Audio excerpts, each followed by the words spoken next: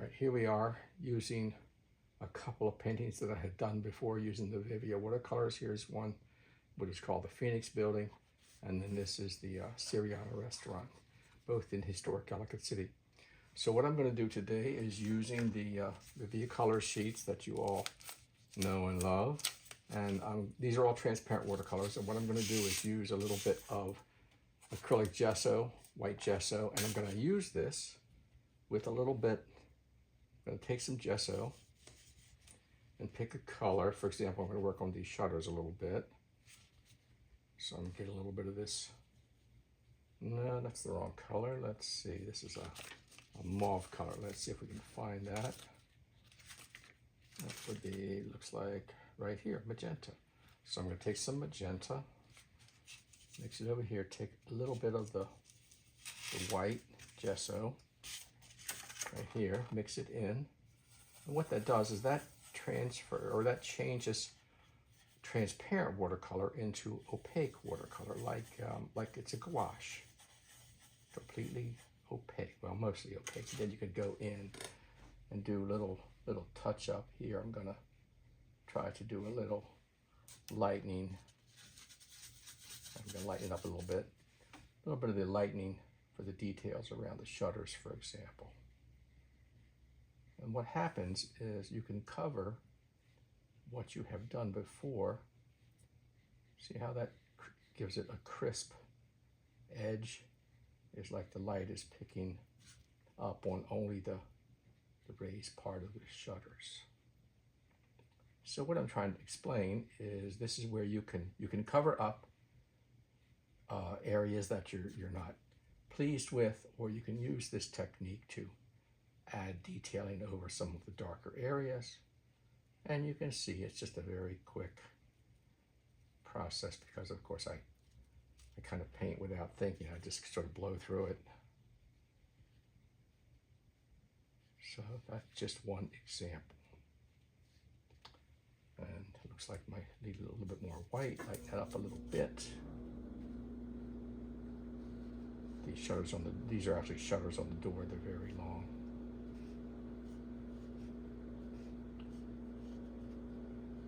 And so on. Another way to use this would be if you, on the window glass, for example, it doesn't stand out quite as well. So I'm going to look for a little bit of blue here.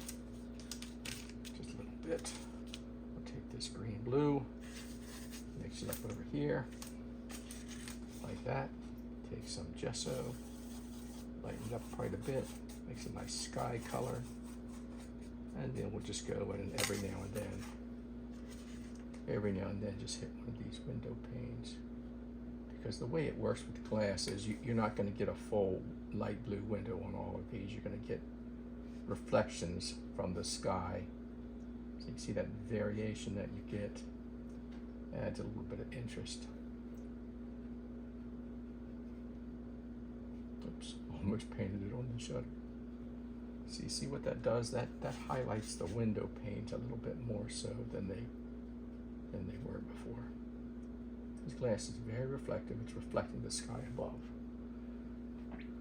And what else do we have here? We got some window glass in these cars. We'll say this one's rolled down, but this one isn't, so we'll do a little light blue there.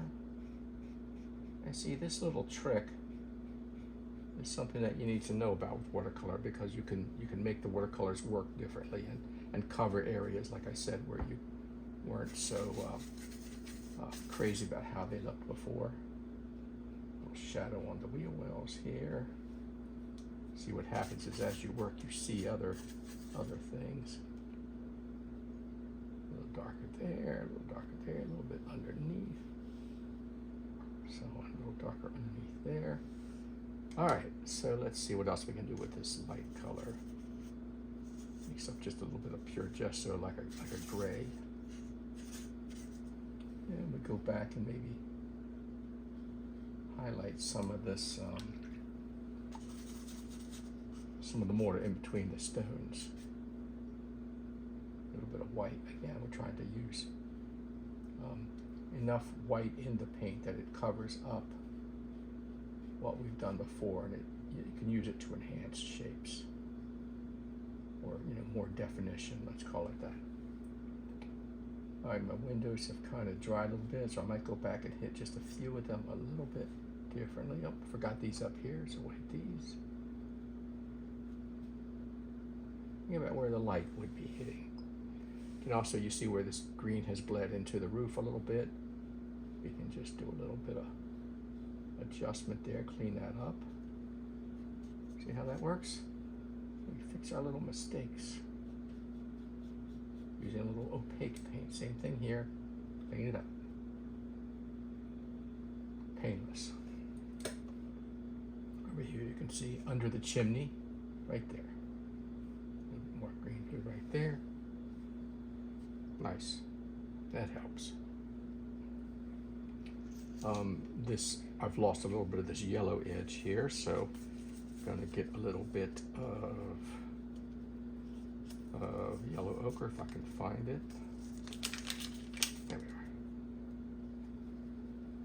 Bit of yellow ochre, a little bit more water. These colors are very intense. You just wet them and it pulls right out there. Pulls the color right off of the paper. All right, so I think that works for me a little bit. Maybe a little bit more orange. And so we go across here and just kind of clean up this shadow a little bit under here. There you go. And maybe just a little bit more work on the stones here and there.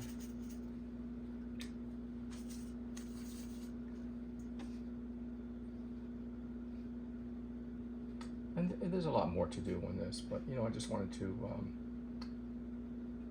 introduce viewers to the concept of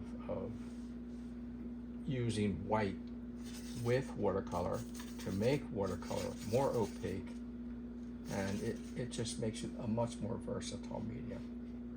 And of course, along with that, I'm just adding some shadow more here and there and trying to build that up. These are glass areas down here, so I might take just some pure gesso, do a little zigzag like that to suggest glass. And once again, you cannot do this with transparent watercolor without adding a little something to it that makes it more opaque. All right, so let's see, what else do we have? We have this other painting of the Phoenix here, and we'll just sit it there like that. And I'm just going to do the same thing with the windows just to show you that one more time. A little bit of light blue, especially on this side, because this is the side where the light is coming in. And I've painted these not much darker than these, or not much lighter than these, and they really should be lighter. So lighten that up, lighten these up a little bit. You see what it does? It pushes back that darker color, and it makes it look more like you've got light on this side of the building. Okay. All right, that's it, and I'll see you next time. Thank you for watching.